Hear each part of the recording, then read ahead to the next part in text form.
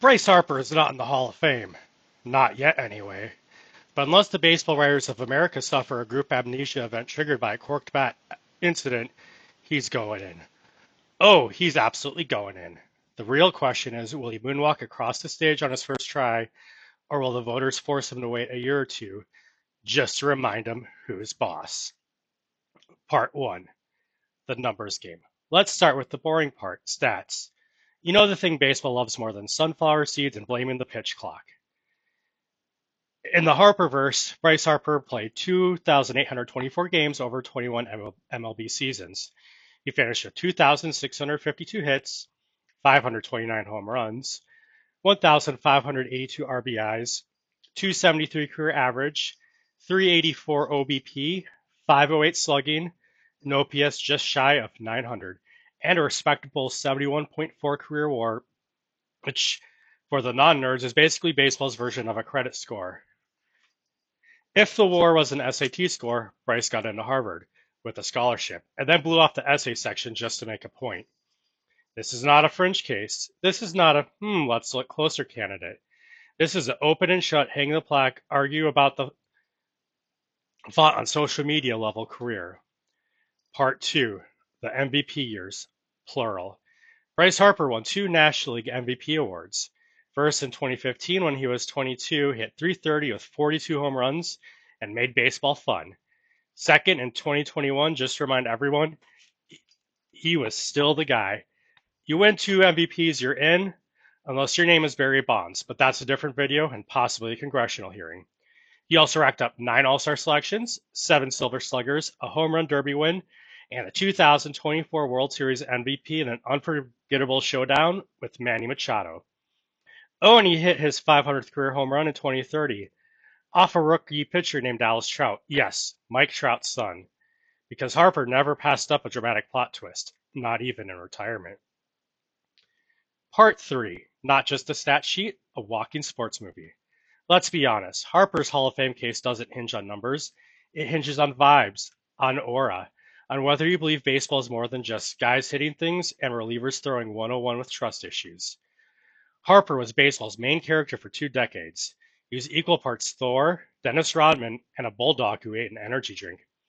He came into the league with a Sports Illustrated cover at age 16, eye black that looked like war paint, and a swing that made scouts cry. Then he stayed relevant for 20 plus years. How? By turning every moment into something you had to see. A 450-foot homer? Sure. A bat flip that hit escape velocity? Even better. An ejection where he tossed his helmet before the ump got a chance to toss him? That's the good stuff. He didn't just play baseball, he theatrical released it. Bryce was the MLB's answer to Marvel movies. Loud, dramatic, occasionally polarizing, but impossible to ignore. Part 4. The Rivals, the Roasts, the Chaos. You can't talk Harper without mentioning the rogues gallery of rivals he collected like Pokemon cards. Manny Machado, the guy he was supposed to be drafted ahead of and was, they clashed in playoffs, all-star lineups, and occasionally the group chat. Mike Trout, his eternal shadow, the Batman to Harper's Joker. One said little and hit a lot. The other said everything and hit harder. Fernando Tatis Jr., a Gen Z showdown. Tatis brought flips, Harper brought flair, and social media brought flame wars. Shohei Ohtani, not so much a rivalry as a charisma showdown. One had global humility, the other had America's caffeine addiction. It's like comparing a quiet, perfect latte to a Mountain Dew slushie filled with confetti and monster trucks. Both iconic, just different zip codes of personality. And then there was Ellie De La Cruz. And quick pause as I remove the cat from my office. The heir apparent, the kid who said Harper was cool, but I want the crown. So Harper hit a home run, stared him down, and said, "You can't dunk on a house I built unless you pay rent." He may have not led the league in WAR every year, but he led the league in quotes, gifts, and getting under your skin. Part 5, the decline year. Spoiler, he would not go quietly. From 2031 to 2036, this multiverse version of Bryce Harper refused to fade. He hit under 230. His WAR went negative. He signed with indie teams, did hitting tutorials on YouTube, and refused to say the word retire. He didn't officially walk away, Baseball sort of slowly backed away from him, and somehow that made his case even stronger. Because Harper wasn't trying to preserve some fake mystique, he loved playing. Loved the drama, the grind, the attention, the fact that fans still cared even when he hit 204.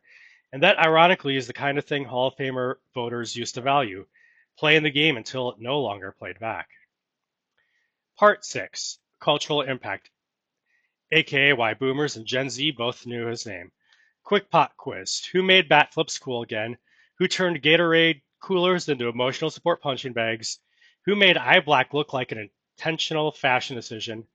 Who yelled at pitchers, stared down umpires, and still got kids to buy his jersey? Bryce Harper. He was the first player to go viral without doing anything wrong, just being Bryce. He made baseball messy in a good way. For years, the game struggled with relevance. Too many unwritten rules, too much beige. Harper smashed that with one home run and one stare into the opposing dugout. And then he did it again and again. He brought drama to a game that forgot how to make noise. He brought eyeliner to a league that wore gray uniforms for 70% of its games. Part 7, the controversies, because you know they'll bring them up. Let's be real. Some voters are going to clutch their pearls over the ejections, the late career chasing of glory, the constant microphone pressure, the time he said unwritten rules are for losers. But here's the truth. None of it was illegal. None of it was PED fueled. None of it made the game worse. He didn't cheat the game. He just beat it with a bat covered in glitter. Every era needs its loudmouth. It's lightning rod. It's guy who walks into Cooperstown with a backwards helmet and a mic drop. Part 8, the verdict. So, is Bryce Harper a Hall of Famer? If you have to ask, you probably still think Derek Jeter invented shortstop defense. Here's the rundown. 500 plus home runs, 2 MVPs, a 70 plus WAR career, a World Series MVP, a legacy that extended beyond the scoreboard, and most importantly, he made baseball feel like something again. Not always clean, not always easy, but never boring. Bryce Harper will enter the Hall of Fame one day in this multiverse, maybe not on the first ballot. Some voters still write with quills and think eye black is bad for baseball, but he'll get there. And when he does, it won't be quiet. It'll be loud, weird, dramatic, emotional, maybe a little sweaty, and probably underscored by trap music. In other words, it'll be perfectly Bryce.